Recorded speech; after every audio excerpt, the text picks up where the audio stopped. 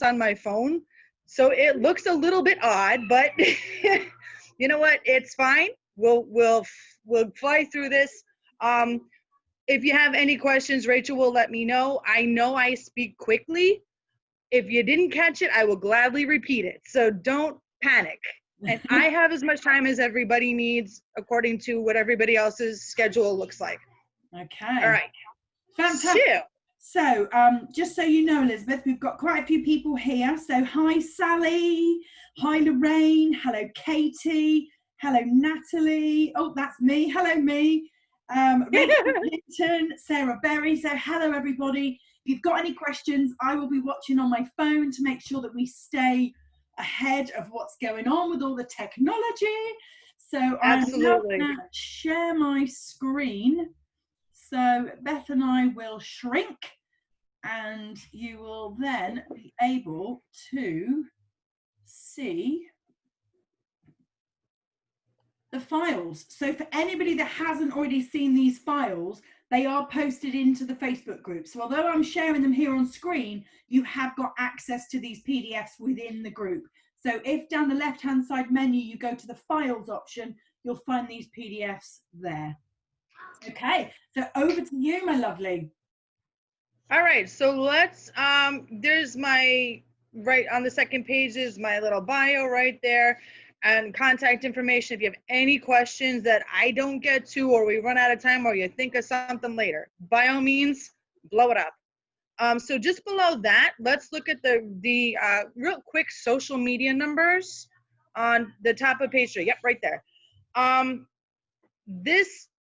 I know Rachel has talked about post life, like how long the post has an effective spread, right? So we've talked about Facebook before being about 30 minutes. We've talked about Twitter being only 18 minutes. Now, if you look for me, I'm not on Twitter. I have a Twitter handle. I don't bother with it. If I'm going to put my energy towards something, I want it to last a little more than 20 minutes. You know, my attention span's beyond that. So I don't mess too much with Twitter. Instagram is 18 hours. I play around with Instagram a lot because I like making images and it's easy for me. YouTube and Pinterest both have a very long shelf life, 3 to 6 months. Now, just to clarify that for you guys, when you make a pin and you put it on your board, from that moment, it has between 3 and 6 months of effective use, right? That's where it sits in front of your audience. Let's say one of your audience members goes, "Oh, I like that pin. I am going to pin it to my board," or like would be like similar to sharing on Facebook. The minute they share it, that clock resets and it now has 3 to 6 months in front of their audience. And if someone in their audience shares it or pins it, it then resets again. So you could exponentially, continually have feedback from any single pin interminably. And I want you to kind of look at Pinterest like if you're standing outside, right? Okay, and you have a big bucket of water and you're just tossing it out away from you and the water just spreads out and you're looking, wow, I did not expect that to go that far, because Pinterest can, you know, there's a lot of people repinning all over the place. I have one pin that has 287 impressions, which is somebody that looked at it and either pinned it to their own board or it got in front of another audience somehow 287 times. And I pinned that, I think, 3 months ago.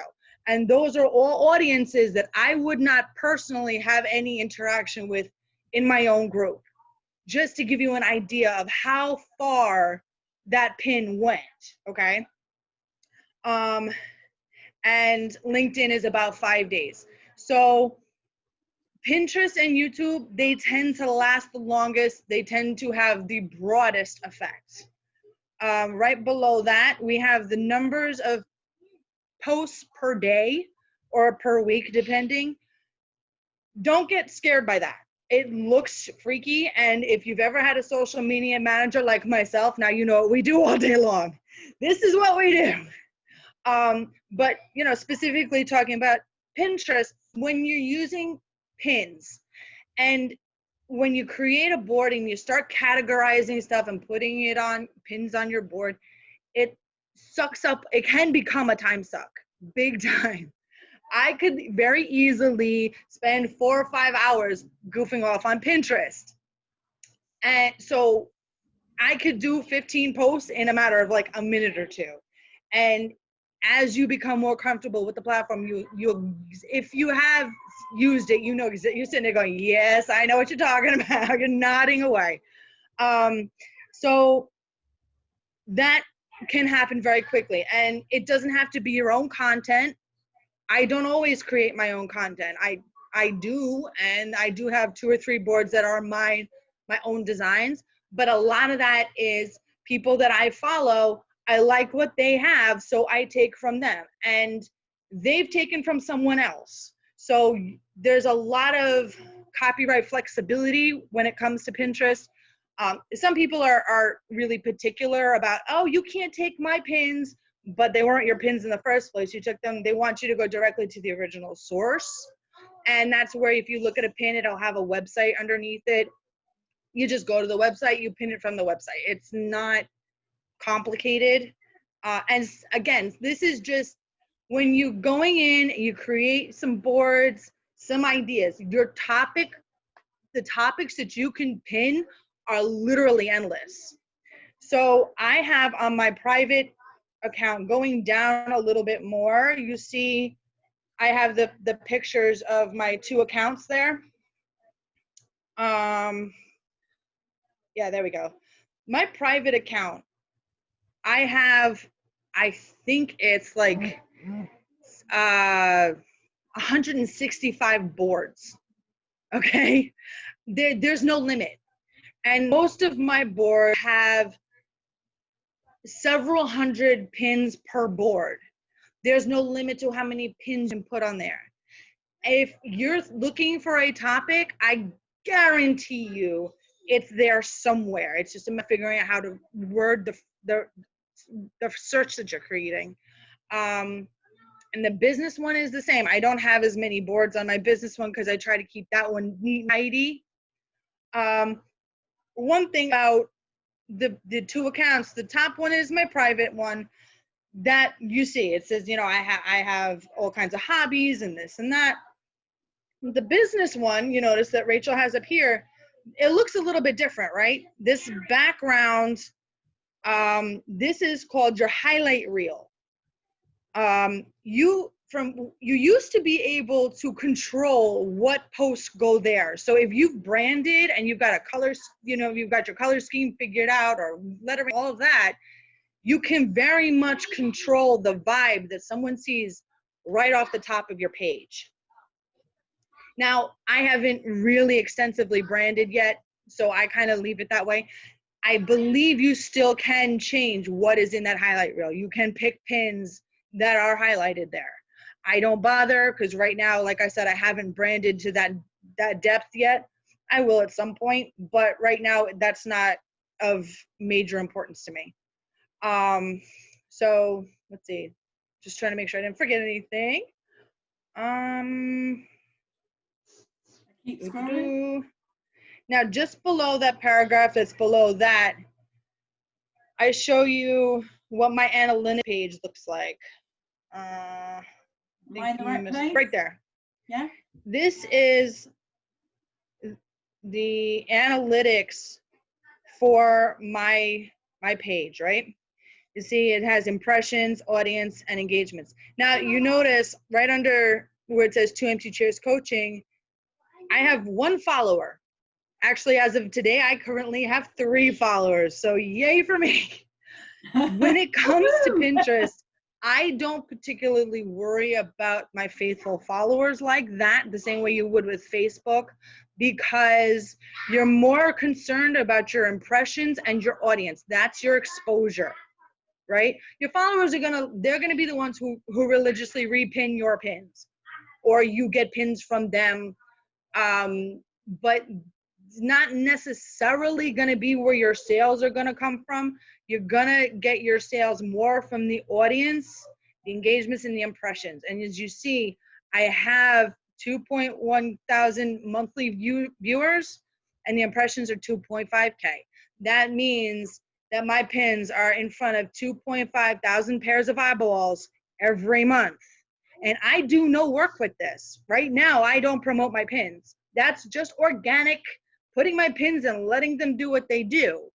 So Pinterest can give you an extensive amount of exposure, again, to audiences that you may not otherwise be in front of. Let's see. We've got a couple of things that I've learned. As I mentioned before, just a little bit below that, a couple of things that I've learned from Pinterest over the years. Number one, Pinterest is a community. It's very receptive. You see a lot of follow without having to ask for it. And you can like other people's pins. They can like your pins. There's a lot of goodwill that seems to have found its home on Pinterest. I don't see on other social medias this way.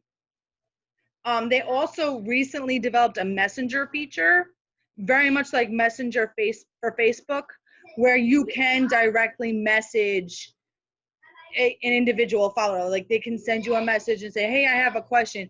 You cannot message someone, some random person. They have to be a follower and you have to follow them in order to communicate back and forth, but that is at least an option. Just a side note, it is not HIPAA compliant. This is not your opportunity to talk to your clients about personal stuff. It's just, hey, I noticed you pinned XYZ, how did that resonate to you? Something like that. That's perfectly acceptable. One of my favorite things about Pinterest is an 80% click-through buy rate. Now, I don't know if anybody knows what click-through buy rate is, but it's this fun little thing where you see an advertisement, you click on it, it takes you to their page, you read their little spiel, and then you buy. You go so you start at the top of their funnel where you see their picture and you go, oh, this resonates with me for whatever reason. I like the color, the guy doesn't have boogers hanging out of his nose, whatever.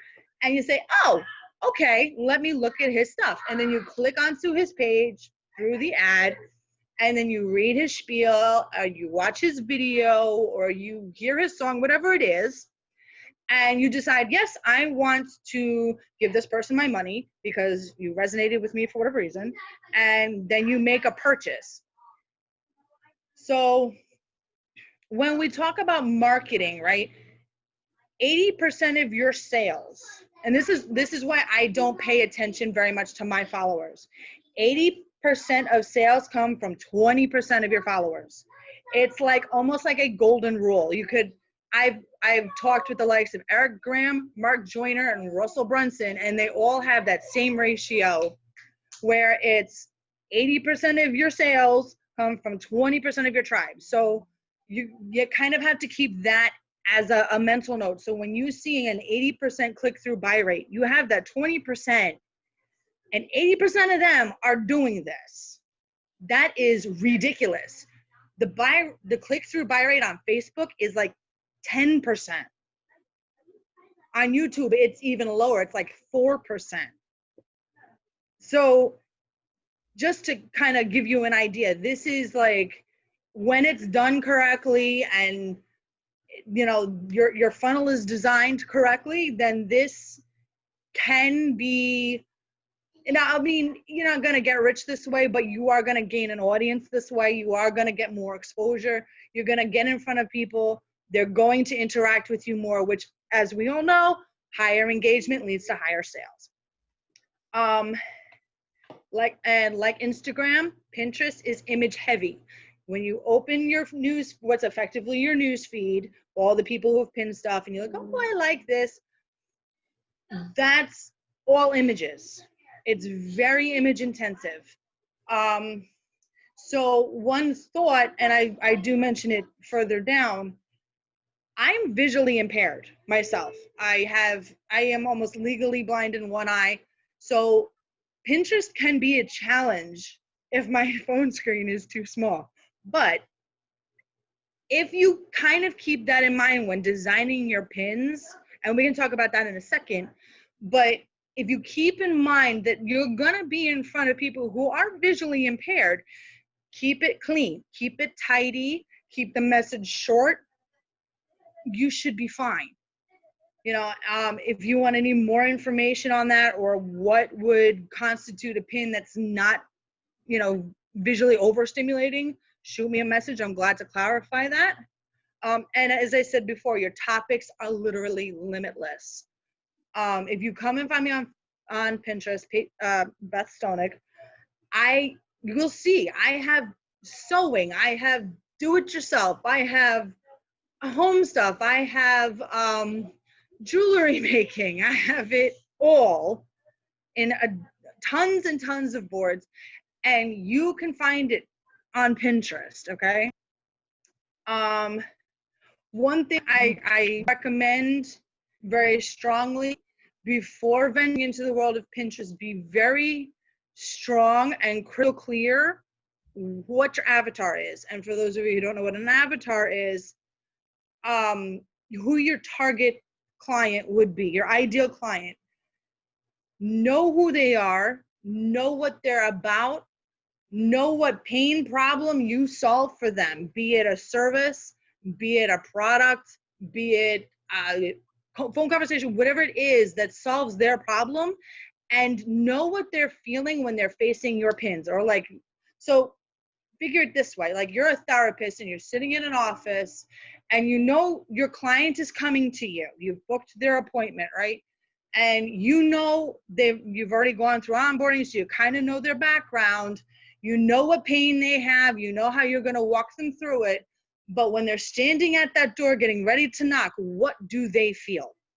And it really helps to kind of sit in that when you're designing their pins or doing any other marketing. When you're trying to attract your audience, really focus on what are they feeling looking at my pin? What emotion do I want them to have? Do I want them to evoke? And certain colors will evoke certain feelings, and so on. Am I talking too fast, Rachel? No, it's fine. We've got a couple of questions, but we can come back to them. And I think I'm doing okay. Yeah, no, all right. All good. Let's see. Good. What else have I got here? You want me to scroll? Okay, let's do a real quick talk about how to create your pins. Yeah, here. Yes, just some basic tips when using Pinterest. Yeah. It should be just the next section, yeah. Okay. So create your own content whenever possible. I say that because I am a creative. That is my strong suit. I like making pretty pictures. It's fun for me. It's cathartic. I know some of you are sitting going, come on, I really don't want to. That's one more thing I need to do. Yeah, I know. But it's an opportunity for you to create a pin that speaks to you or speaks of you, right? That you put your little piece in there. And you notice I did say, spoiler alert, I use prefabricated backgrounds. I'm not completely nuts, I promise. I will actually go on Pinterest and I will find just graphics that I like. You can find free downloadable stuff all over the place. We all know this, right? And, you know, I put my little quotes on there and I slap it up there. If I have someone that I know is on whatever, I use my hashtags and all of that. Sharing is caring. Number 2, when you share or pin someone else's pin, you help to boost their influence and their impressions and yours. So remember when I said at the beginning, when you pin something and someone goes, oh, I like that, and they pin it for their audience to see, and then their audience pins it and their audience are seeing it, your pin is now, you know, 3 times, 4 times, 10 times removed from you. Every time you pin someone else's, you're doing that for them as well. And that is the concept that Pinterest was originally built on. Number 3, hashtags are your best friend. If you don't understand hashtags, it's okay. They're really confusing, or they can be really confusing. I don't want to scare people. Not the point. they help you kind of put you into conversations that maybe organically you wouldn't be in. I do hashtag dumps, and it's a way of looking at, so I'll give you an example. That's probably the easiest way to do it. I will, let's say I want to do mind shift. I want to make a post about a mind shift, morning mind shifts. And I know Rachel has spoken about certain hashtags being popular on certain days. That goes for Pinterest too. So, keep those in mind. If you're pinning on a particular day, keep that in mind. But also if there are, if we talk about mind shift, so you're going to say, okay, mind shift is everything. And you're going to use certain phrases, just draw that string, pull that thread, and just see where that goes. You're going to mindfulness, mindfulness shifts, mind shift is everything, mindset. You could, coping skills even come into mind shift. There's a lot of other things that will come into when you're talking about your mind shifts and your mindsets that you can use as hashtags that put you in front of into other conversations, in front of other audiences. It's all about the number of eyeballs that you get in front of. And again, like that, if you're a little confused on it, it's okay. SEO and hashtags is a beast. I can have private conversations with anybody that has any kind of question about that. And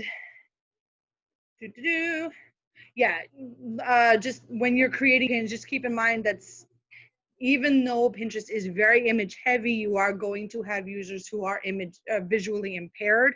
So keep it clean, keep it tidy, short, sweet, and to the point. Really quick, I see we're getting a little low on time. We've got a question. Really quick, we'll just take a look at just some of the marketing theory. I'll burn through that. Why promoting your pin puts you in front of a wider variety of avatars than you would otherwise find in one place. You have so many people on Pinterest. It's insane. Facebook is very categorized, neat and tidy. You'll find certain people in certain groups, and and that's fine. There's a time and a place for that. Pinterest, you find DIYers, but in every walk of life. You find people who are looking for religion or spiritual guidance, and people from every walk of life. You can find crafters. You find, there's this thing called a Pinterest mom. For those of you who don't know, I am not guilty, thank God, but they go on Pinterest, and we used to call them, when I grew up, we used to call them the driving soccer moms who used to do everything. They were in the PA, they were in the kids' school, they hosted all the bake sales, and they did all the really cheesy birthday themes that every kid loves. You find these people on Pinterest, and they create these pins, and a lot of people look and go, oh, I want to do that. And then they try it and, pass or fail. But it is a thing. And these are actually, ways to get in front of these people. I know for myself, these are a group I want to target because they have kids. I work as a life coach. I work with neurodiverse individuals, kids who are on spectrum, who need, less support and more independence, So these are the people I want in front of for myself. Do I offer products? No, not right now, but I have services. I know one of the young ladies was asking if you could pin or promote a service rather than a product, and absolutely, yes, you can. If you go down, I'm not really going to walk you guys through these graphics too much. They are actually pretty self-explanatory. They are just screen grabs. But when you create your pin, so let's say you have a service. I'm going to promote my 3-month program of coping skills. I have a coping skills tools program that runs 3 months for $5,000. I'm going to create a pin that, I'm going to pull a background off of somewhere that I like, and I'm going to make some little design, or if, like I said, if you're branded, you would use your brand, right? You'd create your little pin and you would put up there, coping skills toolbox, 3 months, whatever. You can either debate whether you put the price on there or not. That's, kind of depends on what you're going for. But when you make that pin, as it asks you for information on the pin, when you get past this billing section, it will ask you for information about the pin. You can title it and you put your website in there. That's how it connects back to your page. And I know a lot of people say, oh, you don't need a website. When you're promoting stuff like this, yes, you do. Because Pinterest itself does not host your sales. That's not what they're for. They will host your advertisements, but they won't host your sales directly. You have to do that on a third-party platform, which is your website through WordPress or Wix or self-hosting, whatever it is. So you have to have that funnel set up where they see your advertisement, they click on it, and then that brings them to the website, and then you can have the email catch with the landing page and all of this. But you can absolutely pin for a service and advertise a service rather than just advertising a product. Product might be a little bit easier, like if you have a brand logo and you got a series of water bottles or t-shirts or whatever that have that logo on it, yeah, that might be a little bit easier, but that's not to say that you can't be doing this well with a service as well. So yeah, and then I just, at the very end, I also just walk you through creating a pin. I made this image with a quote from Rachel from one of the lives that we did. See, I do listen, Rachel. It takes a very little bit of time creating the pins. I think it's on the last page. A little further down. Yeah, keep going. Oh, there, me. Trying to see. Yep, little further. Oh, I think there we go. Yep. Yeah. I took this quote. I liked it. I said, oh, this is gonna fit right into whatever I wanted to put on my thing, right? So I made this and I pulled this from my gallery. This background actually was originally blue with purple stars and it clashed too much. So I kind of photo affected it a little bit in, I don't remember, it was Photoshop. You can use any app you want. I am not going to sit here and tout any particular photo editor. I use a couple of them that I mentioned in here. And then you just would share it like you would normally do, and then you would hit Pinterest, and then you would pick what board, or you could create a board. So I put hers on my Quote the Coach board because she's one of the coaches that I put quotes from. Yay. So it's very straightforward, the use of this platform. It's intuitive. It's not got tons of bells and whistles that are going to ask you for. Unlike Facebook, unlike Instagram, where they've got 6 million things plus your firstborn that they want before you can put your stuff up. It's very, I really enjoy spending time on Pinterest. I am personally actually on Spectrum, so I find it cathartic to sit on Pinterest and organize stuff. It's true, we organize stuff. It's one of our things. But having stuff in its place and knowing I can share a pin, or you can send a pin to directly, or you can read other people's pins and kind of build your tribe around you. And it's not going to cost anything to just get that tribe going. And then you can shoot out your advertisements. One other thing I think I skipped over, you don't have to don't have to go looking for it, that I found really, I like Pinterest algorithms. They're super smart. Their AI is a little slower than Facebook. So like, let's say you Google something, right? And then you go to Facebook. All of a sudden you notice those advertisements that you see on Facebook match whatever it was that you just searched for. Because AI on Facebook is a lot faster. Pinterest does the same thing, but the advertisements you see will relate to whatever you're searching or you're creating in your Pinterest account. They don't look at Google or Facebook or anything else like that. They stick within Pinterest. And so one thing what's called a suggested purchase rate that I forgot to mention earlier is 60% purchase rate. Now what that is I'm going to give you an example. One day I'm sitting with my kids and my son comes over and he goes, "Mommy, I want you to see this funny cat video. It was on YouTube." So it was like a 30-second thing. And I'm watching this cat video and I'm like, "Oh, that's really cute." But I felt inspired. I wanted to now then go draw something. So I go on my Pinterest and I look for charcoal pictures of kitties because I play with charcoal.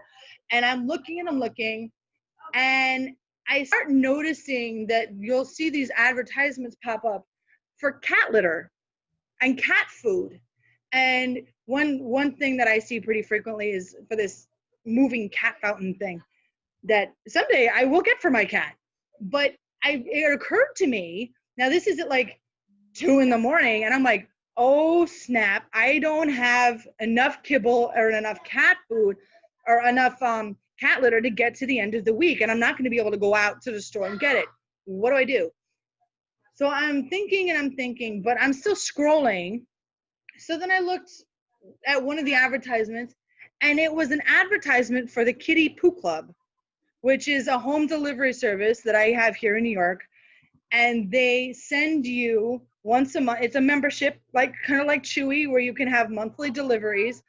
And it sends a biodegradable box with a bag of litter to my house. And it is the best thing ever. How did I find this? By playing around on Pinterest. And I made a purchase, which was a suggested click-through purchase. 60% of your sales come from suggested click-through purchases. The AI picks up what you're looking at. They make the recommendations with advertisements, and those become sales. You don't really see that very much on Facebook. I definitely, the click-through, the suggested buy rate on YouTube is like 5%. It's horrible because nobody wants to watch the advertisements. They just want to watch the videos. Yeah.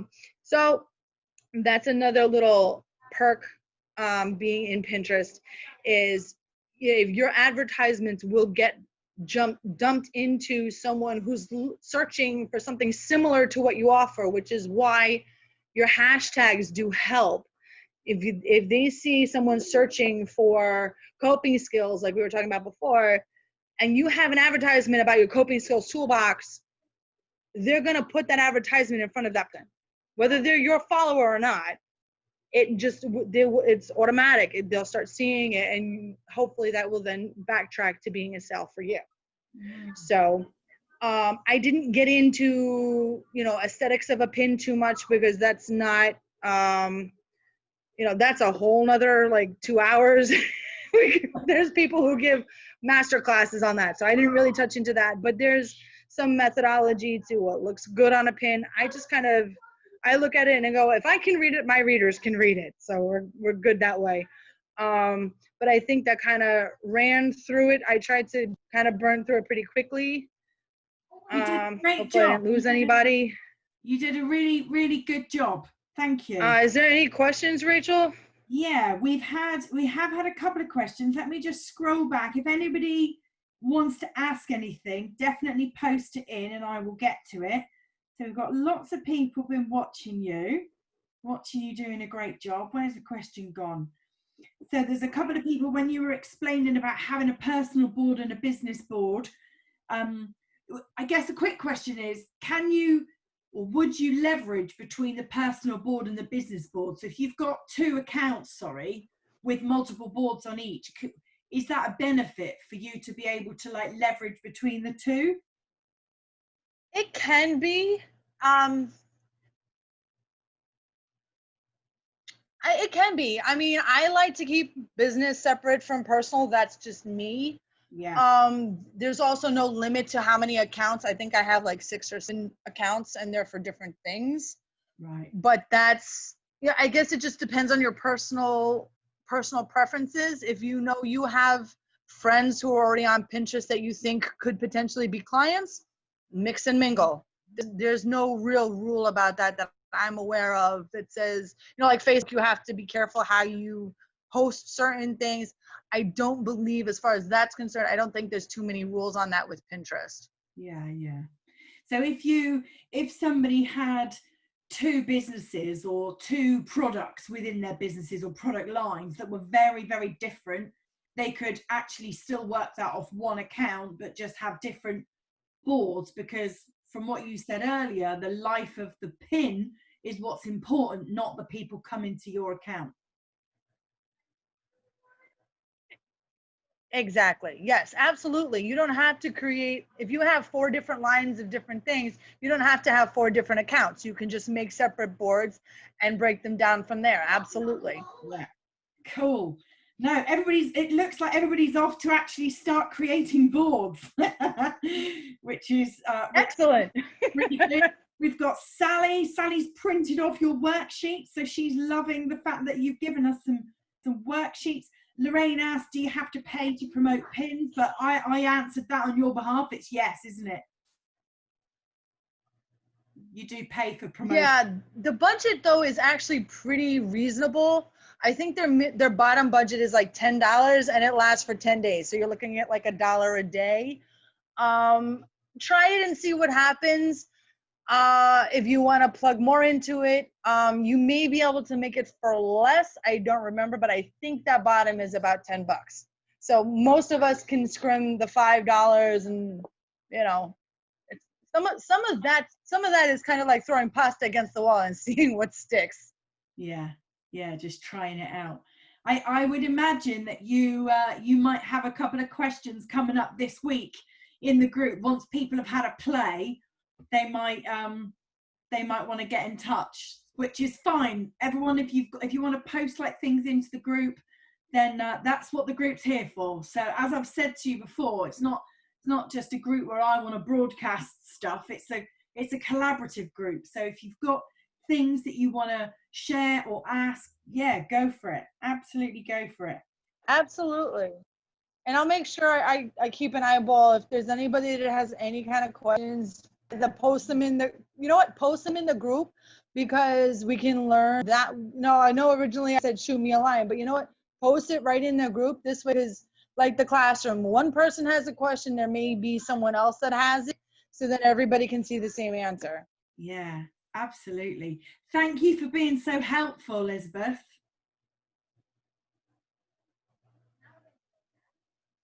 We got a delay. Did you hear that? Oh, you still there? I think I hear it. Yeah? I said, yep. Thank you for being still here. Thank you for being so helpful. Aw, I'm glad to help. Yeah, no, it's really good. So let me stop sharing. So unless anybody's got any other questions, we will call it. Okay. We will close it. I think we've answered everything. Lorraine Stamp says, thank you so much. Laura is off to set up a business account.